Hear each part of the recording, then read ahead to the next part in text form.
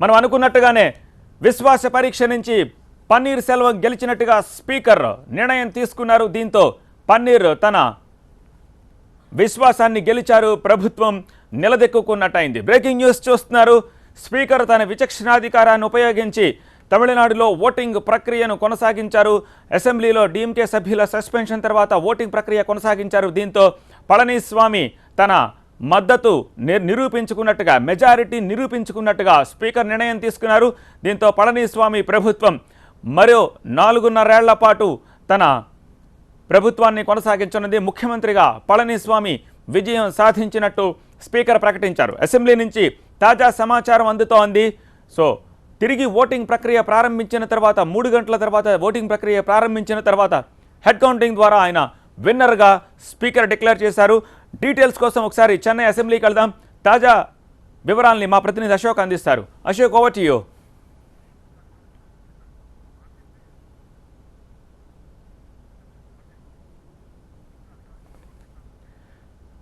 విశ్వాస పరీక్షలో నెగ్గిన పళనిస్వామి. బ్రేకింగ్ న్యూస్ చూస్తున్నాము. దీన్ని అధికారికంగా స్పీకర్ ప్రకటించాల్సి ఉంది. కానీ ఓటింగ్ ప్రక్రియను కొనసాగించిన తర్వాత పళనిస్వామికి అనుకూలంగా మద్దతుగా కావాల్సిన మెజారిటీ ఆయన నిరూపించుకున్నట్టుగా స్పీకర్ చెప్పినట్టుగా తెలుస్తోంది. దీనికి సంబంధించిన తాజా అప్డేట్స్ మా ప్రతినిధి అశోక్ అందిస్తారు. అశోక్, సంబంధించిన తన ఎమ్మెల్యేలను తీసుకుని బయటకు వస్తున్నారు. విశ్వాస పరీక్షలో పళనిస్వామి నెగ్గిన తర్వాత లైవ్ ఫ్రేమ్ వస్తుందా మీకు? లైవ్ ఫ్రేమ్ వస్తుంది. అశోక్, దృశ్యాలు మాకు కనిపిస్తున్నాయి. పన్నీర్ సెల్వం కూడా తిరిగి బయటకు వస్తూ ఉన్న దృశ్యాలు కనిపిస్తున్నాయి. ఏం జరుగుతోంది అక్కడ?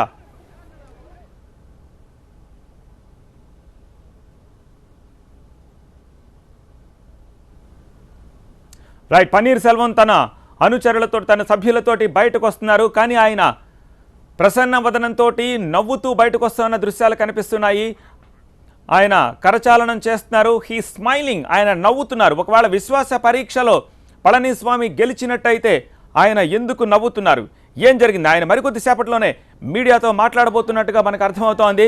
పన్నీర్ సెల్వం తన సభ్యులతోటి ప్రస్తుతం బయటకు వచ్చారు. ఆయన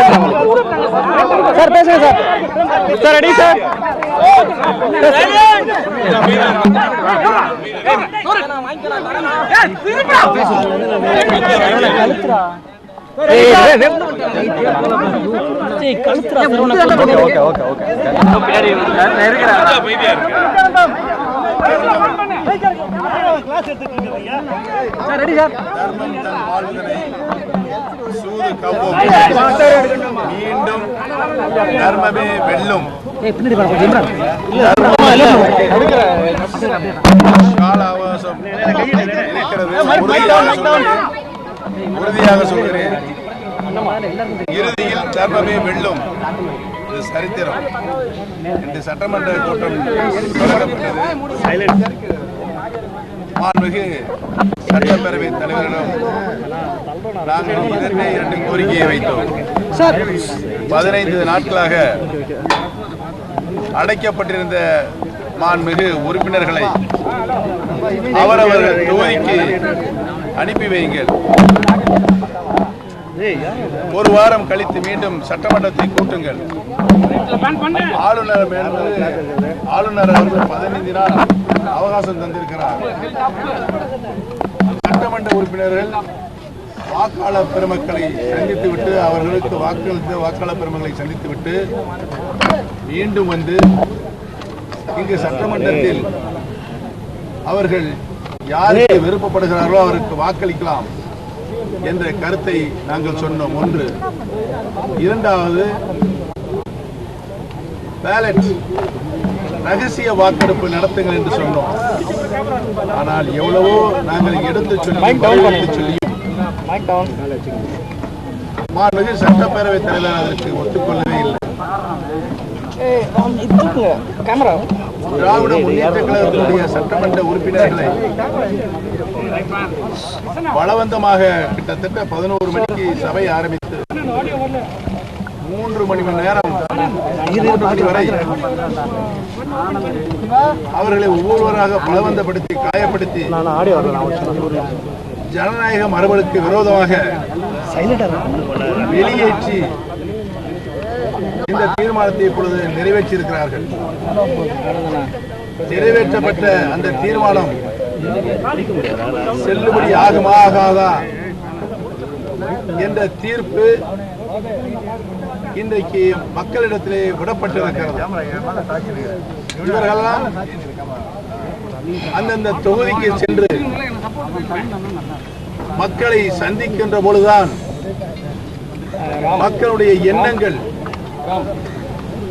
மக்களுக்கு மிகப்பெரிய துரோகம் செய்துவிட்டு நீங்களெல்லாம் தொகுதிக்கு வரலாமா என்ற கேட்கின்ற நிலை உறுதியாக எழும். மாண்புமிகு இதயம் புரட்சி தலைவி அம்மா அவர்கள் யாரை தன் வீட்டிலிருந்து எந்த குடும்பத்தை தன் வீட்டிலிருந்து ஒதுக்கி வைத்து யாரும் நான் உயிரோடு இருக்கும் வரை அனுமதிக்க மாட்டேன் என்று மாண்புமிகு அம்மா அவர்கள் சொல்லி மாண்புமிகு அம்மா அவர்கள் உயிரோடு இருக்கும் வரை அவர்களை உள்ளே நுழையவிட இன்றைக்கு நடைபெற்றுக் கொண்டிருக்கிறது. சசிகலா அவருடைய அணி, நாங்களெல்லாம் மாண்புமிகு அம்மா அவருடைய அணி. மாண்புமிகு அம்மாவுடைய அணி எதிர்காலத்தில் மக்களுடைய ஆதரவை பெற்று மகத்தான வெற்றி பெறும். அதுவரை தர்மம் நிலைத்திருப்பதற்கு சிறு கால அவகாசம் ஏற்படும். ஆகவே மீண்டும் மாண்புமிகு அம்மாவுடைய ஆட்சி தமிழகத்திலே மலரும் என்பதை நான் பணிவோடு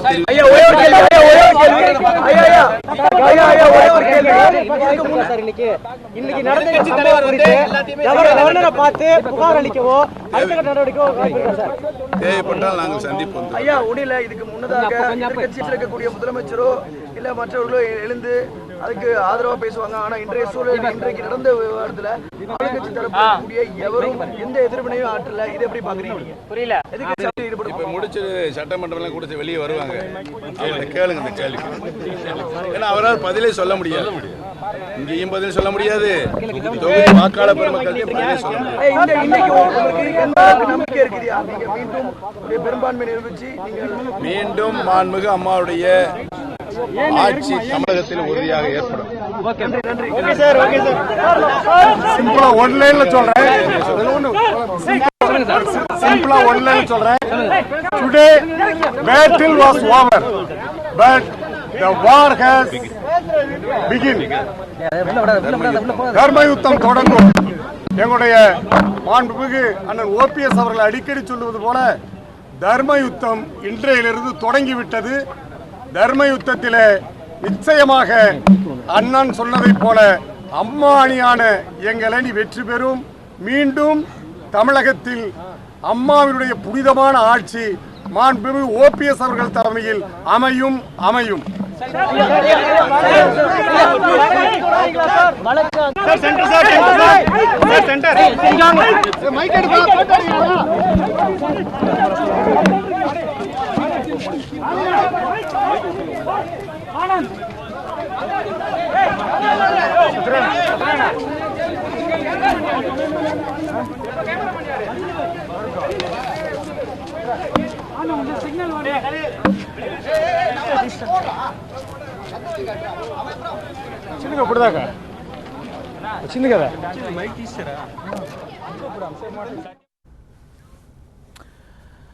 ధర్మయుద్ధం మొదలైందని ఇప్పుడే యుద్ధం మొదలైందని అన్న డిఎంకే పన్నీరు వర్గం సభ్యులు చెప్తున్నారు. తమిళ